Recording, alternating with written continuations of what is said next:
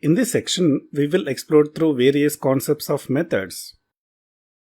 So, starting from understanding what is method, how to create the method, access modifiers and modifiers of methods, encapsulation, abstraction, local variables and parameters, and also understanding this keyword static methods versus instance methods, reference variables as arguments, default arguments, named arguments, method overloading, parameter modifiers, ref returns, local functions, static local functions. All these concepts are covered in this section. So in this current lecture, let us understand what is a method and how to create the method. In the class definition, you will write one or more methods in order to manipulate the fields. That means to perform some operation or calculation based on the fields. So method is a collection of statements to do some particular process or operation based on the fields. Method is a part of the class. Methods will not be stored inside the object but can be called from objects. For example, you have a class called car. In this class, you have a method called calculate EMI that will calculate EMI based on the car price, number of months and interest rate. Whatever the input values that you require for this method, those input values can be accepted as parameters. So here car price, number of months, interest rate, these are the examples of parameters of this method. So parameter is incoming value or input value to the method. And at the end of the method can give back the result value that is called return.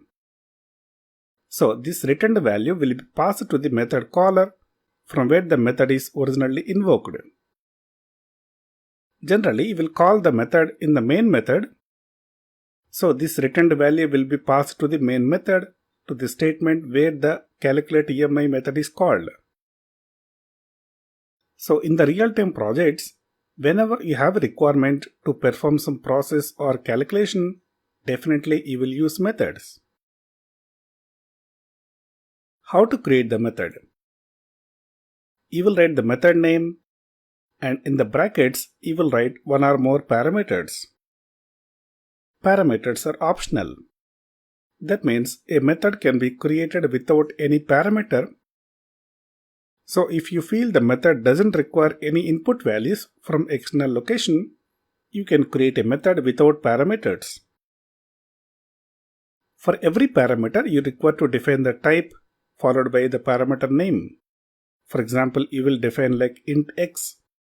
Here int is an example of parameter type and x is an example of parameter name. The parameters can be of any type. It can be any primitive or non-primitive type. It can be of primitive types, for example int, double, float, etc. And it can be non-primitive types also, such as struct, class, interface, etc. And here you will define the method body, which contains the actual executable set of statements that are present under the method. This is the starting point of the method body and this is ending point of the method body. Inside the method body, you can write any number of lines of code that you want to perform when the method is called. Remember, the method will not be executed on its own. From outside the method, you must call the method, then only the method will execute. For example, in a class called car, you have a method called calculate EMI. You require to call the method, then only that method will execute, otherwise the method will not execute. At the left hand side of the method name, you can add the access modifier. The access modifiers of methods is same as field. So we have private, protected, private protected, internal, protected internal and public. And the accessibility of all these access modifiers is same as fields. That means in the fields section, I have explained about all these access modifiers. The same rules applicable for methods also. And after the access modifier, you will write a modifier optionally. C# methods support 7 types of modifiers. And all these modifiers are optional. There is no default modifier. So whenever you need, then only you will use either of these modifiers, but not all at once. And of course, the default access modifier is private for methods. So the list of modifiers available for C# methods is static, virtual, abstract, override, new, partial, and sealed. I will explain these method modifiers in the further sections. So by the completion of all the sections up to inheritance, you will understand all these modifiers, but not as of now. And after the modifier, you will give the return type. The return type is a type of the return value. That means you should specify the type of return value, what type of value that you want to return at the end of the method. For example, if you want to return an integer value at the end of the method, you require to specify the return type as int. But in case if you want to return a boolean value at the end of the method, you require to give bool as return type. But if you want to return an object of customer class, you require to give the customer as return type. So what type of value that you want to return should be specified as return type. In case if your method doesn't return any value, then the return type will be void. So the return type void indicates that the method doesn't return any value to the caller. This is the syntax of creating a method. Now have a look at the access modifiers of methods. In fact, these are same as fields. The private methods are accessible in the same class only. The protected methods are accessible in the same class and also in the child classes at any assembly. The private protected is accessible in the same class and also in the child classes at same assembly. The internal methods are accessible anywhere in the same assembly, but not in other assemblies. The protected internal methods are accessible anywhere in the same assembly and also at the child classes at other assemblies. The public methods are accessible anywhere, that is in the same assembly or other assemblies, in the same class, child classes, at other classes also. I have already demonstrated how to use all these access modifiers practically with the class library combination in the previous section. If you want, you can check out that. So for this section, I am creating a new console application project. Project name is methods example and location is C:\C#. Now delete the default syntax. I wish to add the class library just like what we did in the fields example application. So right click on the solution, add new project, class library.NET Framework, click on next.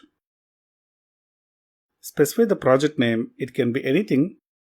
For example, it is class library 1, click on create. And delete the default syntax.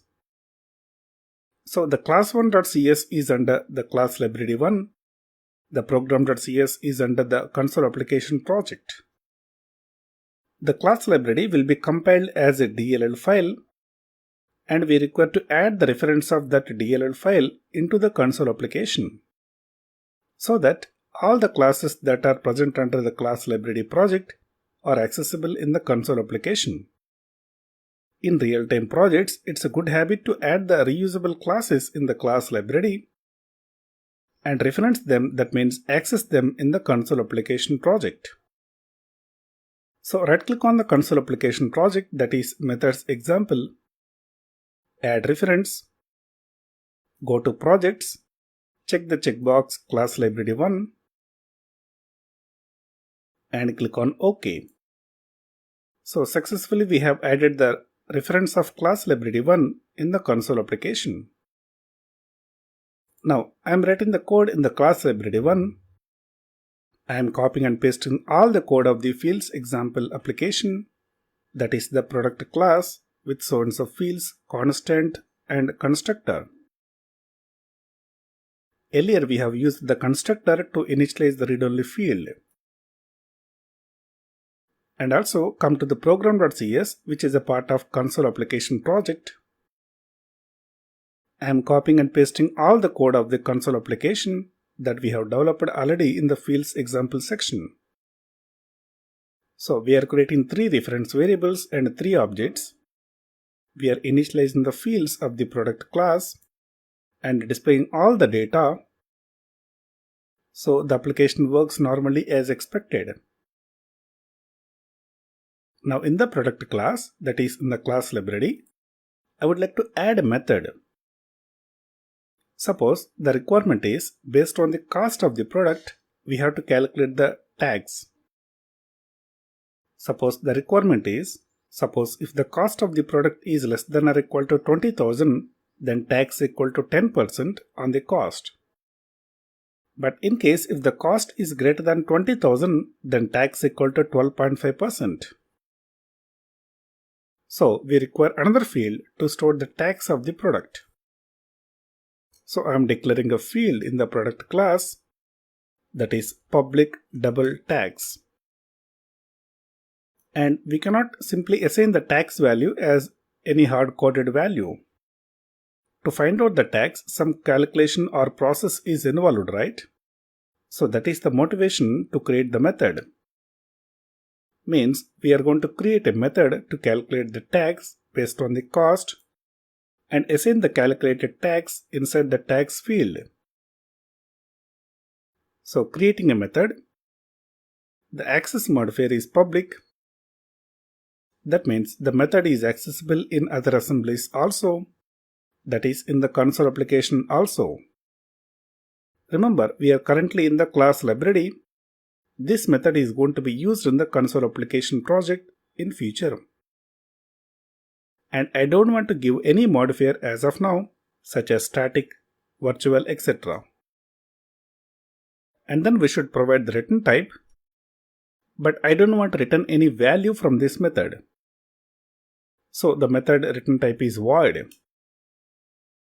So the void is a keyword that specifies no return value from the method. And the name of the method is calculate tax. It is recommended to follow Pascal case for all the methods in C#. So let us create a local variable to store tax of the product. So double T. T is a local variable here. This local variable is accessible only inside the same method, but not outside the method. Now calculate the tax. I am checking the cost of the product. If the cost is less than or equal to 20,000, then the tax equal to 10% on the product cost. But in case if it is greater than or equal to 20,000, in that case the tax is 12.5% on the product cost. And finally at the end, we require to assign this local variable value into the field called tax. So read the value from the local variable, that is T, and assign the same into tax.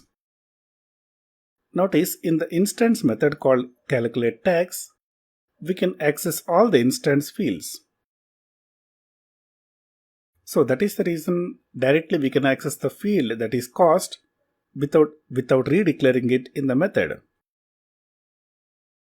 In other words, all the instance fields that are created inside the class are accessible to all instance methods without redeclaring them.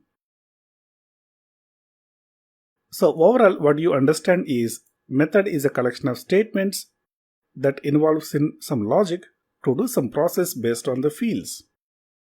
In our example, we are performing the calculation of tax based on the field called cost. So successfully we have created a method, but without calling this method will not execute at all. Now come back to the console application, that is program.cs. After initializing all the fields of 3 objects, call the methods for each object. So use the reference variable of first object, that is product1, then call the method, that is calculate tax. So from this statement, the execution sequence jumps to the calculate tax method along with the reference of first object. So based on the first object cost, the tax will be calculated and the result value will be assigned to the tax field of the first object only. Because we have called the calculate tax method based on the reference of first object only, right?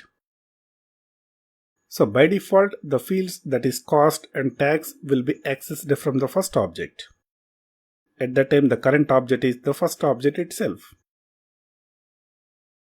So we have calculated the tax of only first object. But the tax of second object and third object still not calculated. So let us call the same method once again with reference of second object. We are accessing the second object by using the reference variable, that is product2. So when you call this method, exactly what happens is that the execution sequence jumps to the calculate tax method with the reference of second object. So in this case, the fields called cost and tax will be accessed from the second object. So we will read the value of field called cost from the second object and we assign the tax value into the second object. Because as of now, for the same method, current object is second object. Like this, for instance methods, there must be any current object. Without any current object, the instance method cannot be called. And finally, in the same way, we are calling the same method with the reference of third object. So in the third object also, tax is calculated. But notice the method is defined as void. That means the method doesn't return any value. So we cannot receive any returned value and we cannot print anything by using console.writeLine by these statements. So as of these statements, only the value of tax has been calculated and stored in the field called tax. So as of now, the first object looks like this. The product ID, product name, cost and quantity in stock are initialized from these statements. And tax has been calculated and assigned in the method. So that tax field also will be stored in the same object. Before calculation, the tax was 0. And in the method, we have assigned the value into tax field. So it becomes 2000. So overall, the tax is inclusive in the same object. So we can print this tax value in the below statements. If you print the value of tax above column the calculate tax method, you will get the output as 0 because at that time the field is available but it is assigned to the default value, that is 0. But in the calculate tax method of first object, we have calculated the tax, that is 2000, that is 10% based on the cost, and assigned the same value into the tax field. So in that way the tax becomes 2000. So in the below code, we are displaying the tax. So this will print the tax of first object. And in the same way print the value of second object. And in the same way print the value of third object. So run the application now. So we are getting the tax of first object, that is 2000, and a tax of second object, that is 5625. In this case, the tax is taken as 12.5% because the cost is greater than 20,000. And displaying the tax of third object. Here also the tax is taken as 12.5% because the cost is greater than 20,000. So overall we have created a method and we performed some process based on the fields. Here we should give 100 instead of 1000. So whenever you want to perform some process or calculation, definitely create methods. In further lectures, we will understand all modifiers of methods.